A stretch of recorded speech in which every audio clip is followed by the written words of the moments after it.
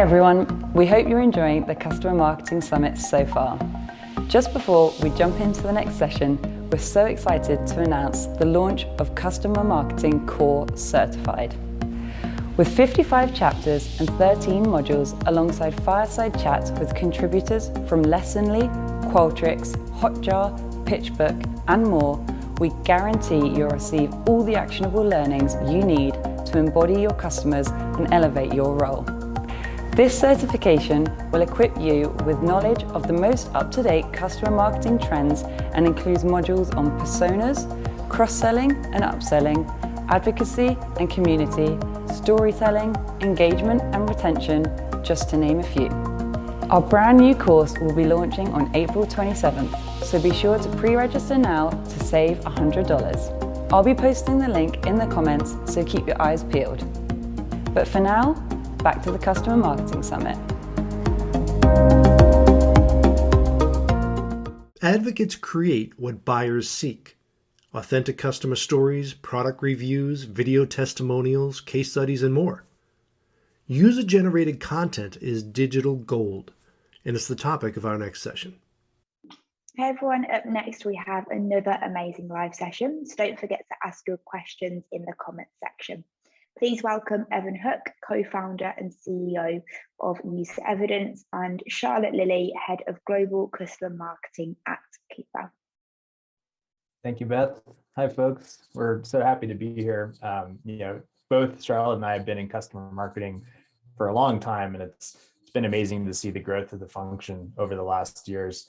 It's been really cool in the last Influitive session. We saw that customer marketers are getting a lot more resources and budget, but with that comes a lot of demand to do more. So today we're going to talk about how to do more and scale your customer marketing function with a relatively small amount of resources. So I'm Evan Huck, the CEO of UserEvidence.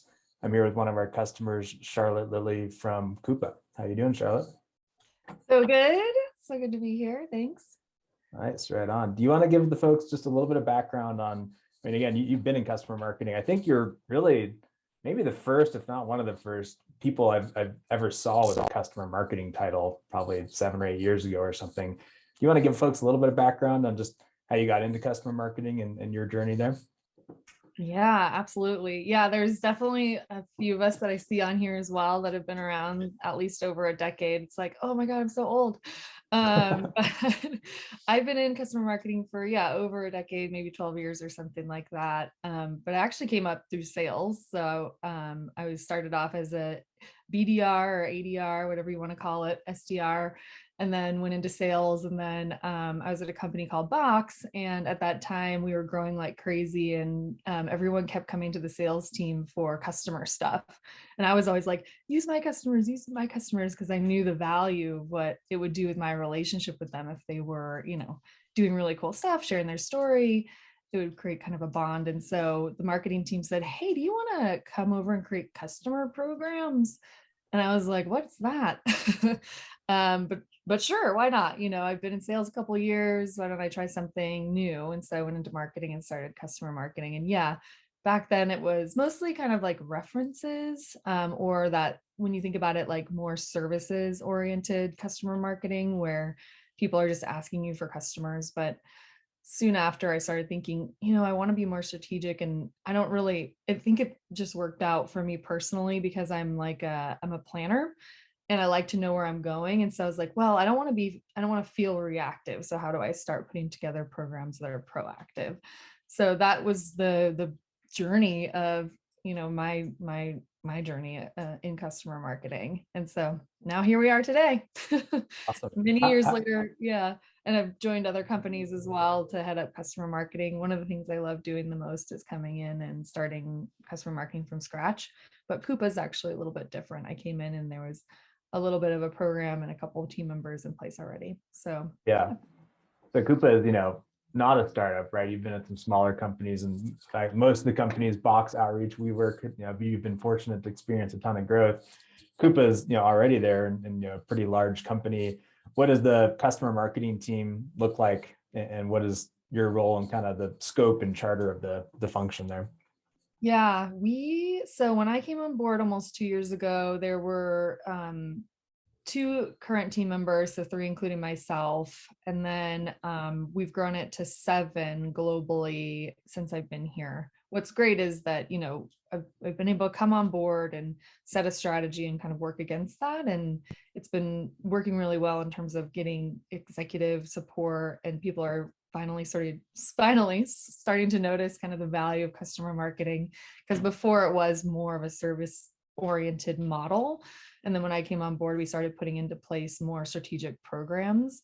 And so with the 17 members, there's 2 in EMEA, and then there's 5 in the US. And then I've structured customer marketing out into 3 pillars. The first is kind of the advocacy pillar. So it's kind of the stories, what we're going to talk about today, the reference program, and then also kind of references across marketing and all the other things we need customers for. And then a formal advocacy program, of course, that we're going to be launching at the end of this year. And then the second pillar is all around executive programs. So how do we engage with that executive customer base that's really hard to get to?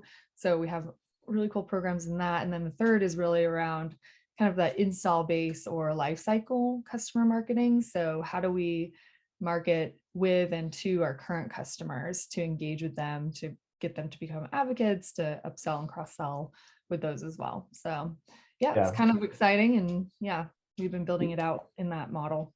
Yeah, someone pointed it out in the last session with Influitive, or 2 sessions ago, that upsell and cross-sell. I think a lot of folks here probably work for software companies and SaaS companies where that's hugely important nowadays, and a relatively new function of customer marketing.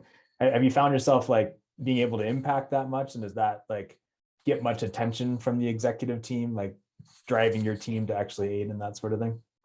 It's funny because one of the things I've noticed, over time, over these 12 years, is customer marketing is taking on so many different definitions. So some people think of it as purely advocacy. Some people think of it as purely what we're talking about, which is that more segmentation and upsell, cross-sell with the install base. And so what I've designed is, a program that touches from end to end, where it's advocacy over to install base. And to be fair, Coupa itself hasn't really, we're starting to embrace, what does a go-to-market look like for that motion for install base. But when I first came on board, I noticed we just had some major gaps. And so we have started some programs for that. One example is what we call the Catalyst event series, which is basically just events for customers. We didn't really have that before. And I was like, well, we're, doing so much for prospects for one, and we're also asking so much of our customers.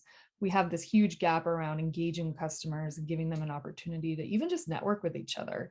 And of course, we partner with the install-based sales team for them. We invite the open opportunities that we have in our current customer base first. And so we strategize it around that way, but that's been super impactful already. And that's just one program.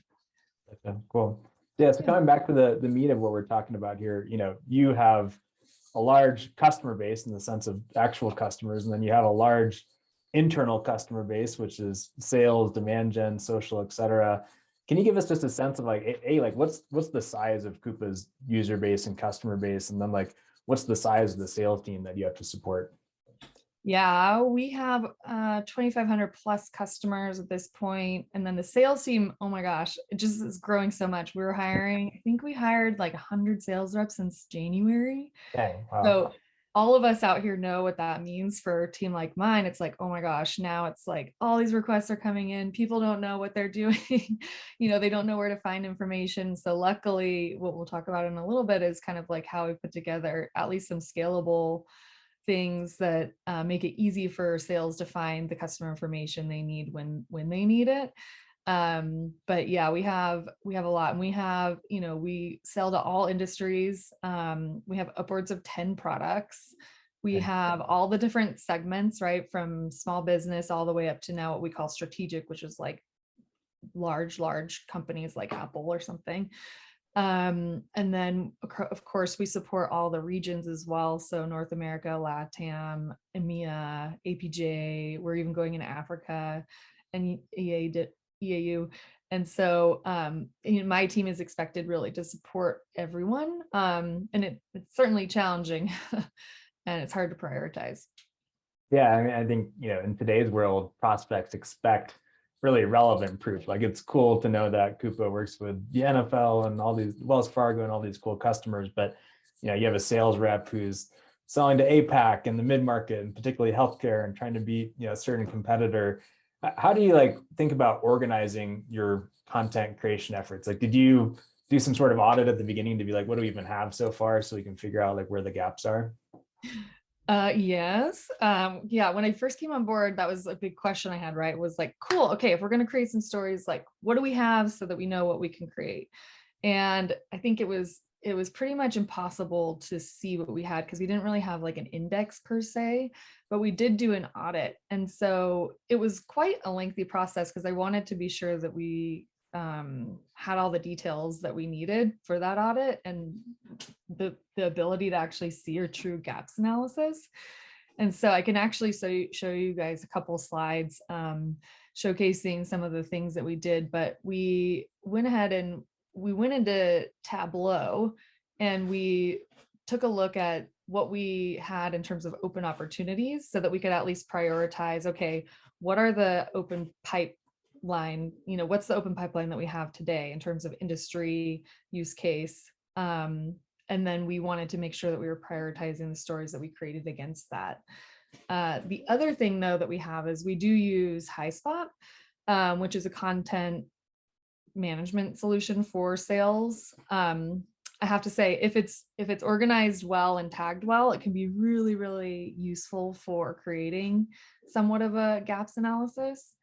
And so let me just show you real quick what we kind of created. I'll make this a little bit bigger so it's easier for you to see. But basically, when we did our audit, this is, we did it by segment, we did it by industry, we did it by use case.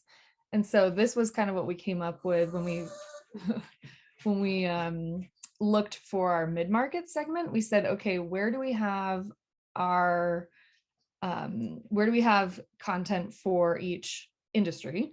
But then also what we did was we looked at, okay, what's the biggest kind of like bang for our buck? So we also looked at what opportunities have high ACV and low close rate or high close rate. And in Coupa, we decided we wanted to prioritize, those things with high ACV. So it's more quality over quantity, you could say. And so what we found here is, consumer products, retail, education, et cetera. Those were the industries that we were going to actually prioritize because they have that high ACV. So I thought that was kind of interesting, in terms of slicing and dicing the way that you look at it. Sometimes when we do a gaps analysis, we just say, okay, what do we have and what don't we have? But it's really the information and data behind what we have and what we don't have that can help us determine where we want to go next. So I would recommend and highly encourage people, when you're thinking about a gaps analysis or doing an audit, take a look at what you have, but don't just say, oh, let's fill in these gaps. Say, okay, well, what opportunities do we have coming up? Let's build content for those opportunities that are coming in the next year. And then also take a look at, well, actually, which ones are worth it, because I think all of us, we all have challenges with budget, I think, and resourcing. So that's kind of, why I was thinking about it that way. That's really shy. I've seen like people, at least anecdotally, say, oh, we have gaps in whatever healthcare, government, or something like that. But I've never heard of the approach of also then on the flip side, like thinking about, all right, where's the biggest opportunity and the most revenue going? Because, filling in gaps where we don't have opportunities, doesn't make a lot of sense because there's not going to be demand there. That's really interesting. Mm-hmm. Yeah. I've done it that way in the past though. And then when I came here, I was like, I think I need to get a little smarter because of how much we have to be really strategic with all the different personas and all the different people that we're actually supporting here. Yeah. So when I look at that chart, you have at least 15 industries or something out there, a lot of them that did have gaps, and you had 2,500 customers. So the good news is, you do have a decent sized base, but you're 7 people, maybe you were 4 when you started or whatever it is. Do you just start calling down the list, or like how do 4 to 7 people go attack 2,500 customers? And I imagine each of those customers probably has multiple users within those accounts. Like how does it go from 1 to 1, if it is, to 1 to many?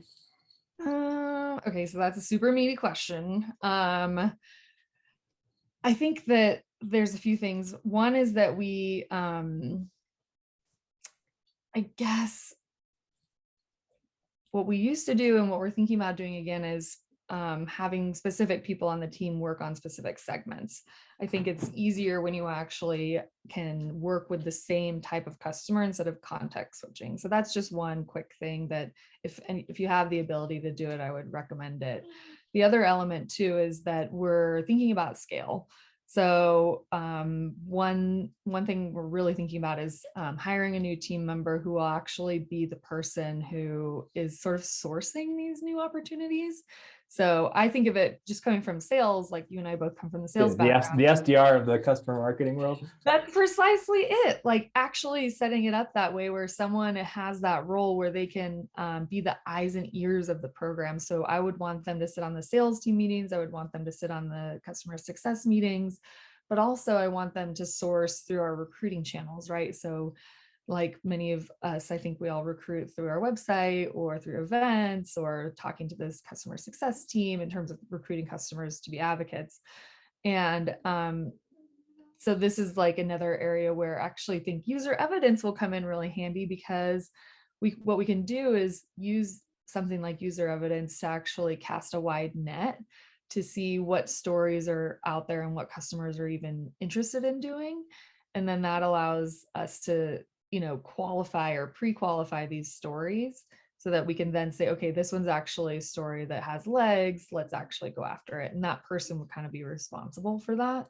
Yeah. So I like that approach. I've had it on my mind for many years actually, and I was building that out at WeWork before I left. And so I'm excited to kind of try that here.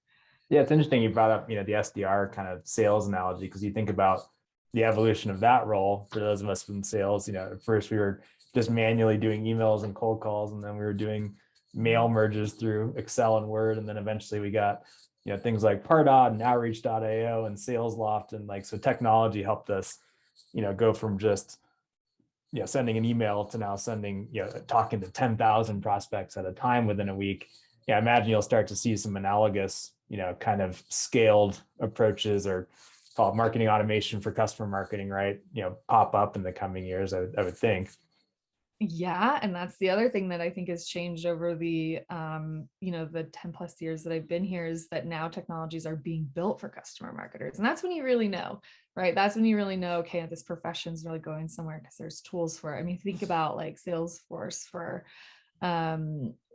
sales teams, like that was one big thing. And then it progresses from there. There's companies being built off of Salesforce. So I like seeing that. That's one reason why I'm actually very passionate about a company like User Evidence. I remember when I was at Box was the first time I really used a similar tool that helped me scale data collection. And so what I was doing was capturing that data and then turning it into really interesting statistics that we could use across our different content. And at Coupa, surprisingly enough, we're big and we've been around a while, but we haven't really had those specific statistics that speak to what our customers are doing. The standard like, oh, X amount of, CPOs say they save X amount of dollars a year. Like we don't have those baseline statistics. So that's what I think they're really impactful. And all the teams, all the cross-functional teams in marketing is just going to eat them up. Yeah, that's interesting. Yeah, I mean, it's like that, for better or worse, there's perhaps a generational shift and maybe attention spans as you and I grew up kind of in the social media world where we just like to swipe and, we like that kind of model of engagement. You think about, the traditional case study, which is, feels like a blue book essay, right? And then, I'll contrast that with the kind of the bright world of and short format world of Instagram. How do you think about like creating a range of different content from customers for different attention spans? Like Stats is a good example, right? That's like short, digestible, but do you have different formats or options for customers to do that are kind of different lengths? We do. Yeah, we do. It's funny. I was thinking about, I'm like, hey, now I remember before the internet. Okay. I remember dial-up. So I'm in that age, but I'm also like still. We're elder millennials, right? Yeah. Elder millennials. So actually, I do have a slide that I wanted to share. It's semi-related, so if it's okay, I'll share that. That it kind of answers your question for the most part, but I thought this would be interesting to share with people because when I started thinking about, okay, all the different types of customer stories we could tell, obviously we know as customer marketers that that doesn't just mean a case study or a testimonial. That's, interesting conversations in terms of press and analysts, that's events, it's blog posts, it's webinars, it's everything. And so I sorry, I'm gonna move my dog here. Oh, hi, puppy. This is little Martian. He's getting uncomfortable. So what I thought about was, well, okay, we need to create lots of different types of content, but how do we make it relevant and how do we organize it? And so what we decided to do was create kind of this like engagement across the customer journey. And for me, again, it's really helpful for me to think about this holistically, think about the journey and think about the content and when it's the most relevant. And so I highlighted the things here in yellow that are basically content related or that we can create content from, which is almost all of it. And so you'll see we go from the stage of pre-sale, because I believe, customer marketing touches customers across their full journey before they're a customer and then after they even leave their company. And so I think customer marketing, is the most integral kind of like central place for customers to see the full picture. So this was me trying to exemplify that in like a simplified way. But you can see we have, like you mentioned before, we have internal audiences and we have external audiences, right? And so how do we also think about that? So internally, wins to watch on our side is how do we showcase the newest wins internally to the team. And what we wanted, our goal with that wins to watch program is to really help people, one, understand the story, but also two, infuse some of our messaging around, oh, well, and they use this amazing reference, you should too. So that's an email that goes out to the sales team from the sales leader that we kind of tee up that highlights new wins. Of course, we have earnings calls, which is another opportunity to get a story. We do social media welcome posts. One thing that I think is a little bit different and interesting that I wanted to share here is that we do a Spendsetter Customer Chronicles blog. We're calling it the Customer Chronicles. It's a series. But this solves a challenge that we had around sales reps saying like, hey, I have this new customer, we should do a press release on them. And we know in marketing that you can't do a big press release on every customer that comes out. There needs to be a strategic reason for it. Right. And so, and then also it's like, what just a social post doesn't quite do it justice in terms of what they're looking for. It's a customer they really want to celebrate.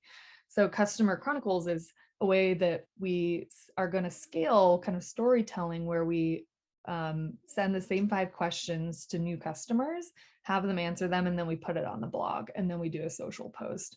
So it's a little bit more than just a social welcome post, and it's definitely less than like, oh, let's put out a whole press release and put on the wire and everything. I think I have a picture. Oh yeah, so this is a picture, just it's on our blog, and this is like what it's all about. So anyway, so I wanted to share that with folks, and of course, happy to chat with anyone if you're interested in how we think about, customer content along the journey. But yeah, what's great is like, think about, sometimes people get trapped in like, we have one chance of getting this reference, right? But you're going back to the well, lots of different times in the context of the customer journey, right? You have a different ask for when they're a new customer than, when they're a mature customer that's experienced the value and the return on investment. So I think that the contextual ask of, can you tell me a story about where you're at right now in your journey is a really elegant way of thinking about just how to frame the request. Yeah, and of course it's from lighter touch to heavier touch, right? Mm-hmm. So that's how you nurture advocates across their full journey as well. And I think content is one of the ways to do it, because the other thing that I always say is opportunity creates advocacy. There's no advocacy without opportunity. So how do you, as a customer marketer, strategically create these opportunities for them? And hopefully they're engaging and interesting and strategic opportunities across the board. So we have a couple questions, and folks, feel free to drop more questions into the chat, and Charlotte and I can answer. I'm going to go through a couple here. One question was, are you connecting with prospects directly in the pre-sale stage? Another way to phrase that might be like, when do you ask a customer to get involved, and how do you know when it's appropriate to ask? So yes and no. Currently, so in the past, what I've done and what I would love to do here at Coupa is get involved in the early stages of the sales cycle. So at least at Coupa, we have, where they sign on the dotted line and then they go live. And really that period of implementation is a part in which we would engage with them. They're not necessarily a prospect at that stage, but I think for us programmatically, it would be great for us to align better with the sales team so that we're having conversations and joining QBRs in order to share with those customers, okay, this is what it's actually like when you become a customer. You'll become a part of the family, and these are then the opportunities that are available to you to really showcase, the customer marketing programs, but then also say, this is what it'll be like to become a spend setter, which is our advocate program. And so I'm not sure if I'm answering the question properly or not, but we are starting to engage with prospects, but we've had to put in some more foundational kind of customer programs first. One other question that came up in the chat, you alluded to an advocacy program that you're launching later this year. Can you talk a little bit about that? Oh boy, yeah, it's meaty. Yeah, no, happy to share. It's just like, advocacy programs are quite meaty. So we, from day one, when I came on board, I realized that we don't really have a way in which we're communicating the benefit to customers of doing things with us. And then internally as well, people don't quite understand the value of what happens with a customer. So for example, if we're working with the sales team and they have a customer and we're asking them, hey, can we use this customer for XYZ? They might be a little more hesitant, but when we're showcasing what they're going to get out of it, they're way more willing to say, yes, use my customers. So when I think about longer term strategy and foundation building, what we need is these foundational elements first of creating this program. And then we can really open the funnel for recruiting new advocates. Like, that's not where I am right now. I don't want more, people saying, yeah, I'll do a story. We don't necessarily need that, luckily. What we need is that structure around it. And so I'm even aligned, with our chief customer officer and our chief revenue officer. I had a conversation with them and said, what's the most important thing that, you want to make sure customer marketing tackles? And on the sales side, our sales leader said, I just want customers to feel like they're a part of something, when they do something, they're a part of it. And I'm like, an advocacy program, great.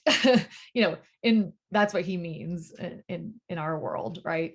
So there's a whole kind of can of worms that I can go into around the advocacy program, but we've created the blueprint now and it's very structured. And so happy to chat more about that at some point. Last question in a minute. I didn't prep you for this one, but with all the change happening in customer marketing, you look out 3 years from now or 2 years from now, what do you think is going to be some of the biggest shifts in the customer marketing world? We touched on it before, but I do think automation and the technology really needs to catch up with where we are. I think we're seeing this across the board, and it's kind of like it's what a lot of companies try to say when they're selling their own product. It's kind of like Amazoning it or whatever, but we need to automate and we need to make it more user friendly. I think that there isn't the technology to support the growth of the customer marketing function. We really are a growing function, and it's becoming more and more evident, I guess, in that way through, I think we were talking before and we saw that customer marketing is the number 3 fastest growing role across all jobs, right? Yeah, it's crazy. Tech jobs. And that's right behind, COVID vaccine person, right? right? So yeah, I think if we can see more technologies, but even things like, this summit, it's still like behind in that way as well, in terms of there aren't many organizations around it. There aren't that many events around customer marketing. There's a lot of one-off things. We've seen a lot of other functions like product marketing, for example, kind of take the next step. And what I've said this before, but I think customer marketers are the next CMOs and the next CEOs, because we have that purview of what's going on, for one, with the customer. We know how to tell the customer story. We know what's going on with them. And we're so cross-functional. We work with almost every single department. So I think we'll see, and I hope to see customer marketers step into those more senior roles, because in the past, I think product marketing was that. And I'm like, Yeah. move over product marketing, Right. the customer marketing. So That's cool. Well, it's yeah, a great time to be a customer marketer, it sounds like. I truly think so. And I always say that I think we have the best job within the organization. We're working with happy customers. We're getting to help people kind of grow in their career. We're telling stories. We're basically just trying to make people feel good and build relationships. So obviously there's a lot of stress that comes along with it, a lot of strategy that you need to put into place and execution clearly. But I don't know, I think that we're in a really good position right now. Awesome. Well, thank you so much, Charlotte, for sharing your insight. If folks want to connect with us, and they can ping you or me on LinkedIn, and we'd love to share more. But thank you so much for sharing your expertise and your story. Sure. Yeah. Thank you so much. It flew by, and there were more slides and more data points and things like that. So I'm definitely happy to chat a little bit more with anyone about content strategy or just customer marketing in general. Thanks, folks. We'll see you later.